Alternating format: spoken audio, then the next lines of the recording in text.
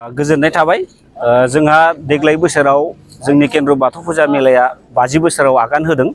दा बे बेलायाव जोङो 12 दिन 12 दिनिया जोङो खुंफुंनो थाखाय लाहार फाहार खालामदों। जोङो बेवहाय जोङो गोबां लाइन बिभिन्न लाइनजों जोङो माने खामानि मावनाय सोलिगासिनो दङ आरो बेनि प्रग्रेसा जोंहा 80% जाबाय। आरो देग्लाय बोसोरनि जितु गल्डेन जुबलि बे गल्डेन जुबलिखौ जोङो गुबुन बोसोरनिसाय दस्रासिन खालामनो होननानै थामथिम खालामनाय जादों। जोंहा गाहाय आलासि हिसाबै असमनि मुख्यमन्त्रि हेमन्त बिश्व शर्मा सार, लोगोसे बिटिआरनि सिएम आरो बिटिसिनि बारग' चिफ हाग्रामा महिलारि सार बिथांमोनखौ जोङो गाहाय आलासि हिसाबै लिंनाय जादों।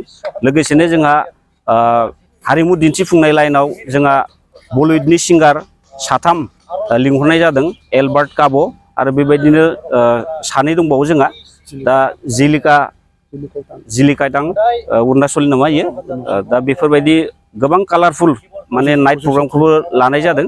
आरो लोगोसेनो जोंनि बर'नि ट्रेडिशनेल फुड फेस्टिभेल, बर'फोरा गोदो गोदायनिफ्राय माबायदि जाबोदों लोंबोदों बेबायदि मोनसे जोंनि जानाय लोंनायनि दिन्थिफुंनायबो जों लाखिनाय जादों। लोगोसेनो बेबायदिनो इन्टारनेशनेल एक्सप' आरो गुबुन गुबुन जोंहा बेबायदिनो सार्केस, मिना बाजार गोबां रोखोमनि आइटेमफोर लाखिनाय जादों। बेनिखायनो स्पेसियेलि आरो एग्जिबिसन दङ, जाय एग्जिबिसना जोंनि बर' रायजो राजाफोरनि जारिमिनारि नुथायखौ जों बेयाव लादेरफानानै खालामनाय जादों। गोबां नायनो समायना जागोन। बेनिखायनो आङो रायजो राजाफोरखौ खावलायनो सानदों जे जोंनि बे देग्लायनि गल्डेन जुबलियाव गासैबो लैहोर लैहोर फैनानै जोंनि बे केन्द्र बाथौ फुजा गल्डेन जुबलिखौ जेन खुंफुंनायाव जाफुंसार होयो, बेखौनो आङो केन्द्र बाथौ मेला आफादनि जानानै गुरै खावलायहरनाय थाबाय। मा खालारनिफ्राय जायो?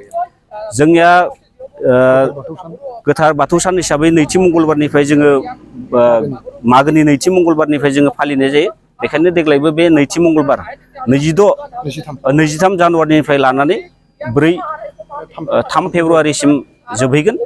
12 दिनिया प्रग्राम।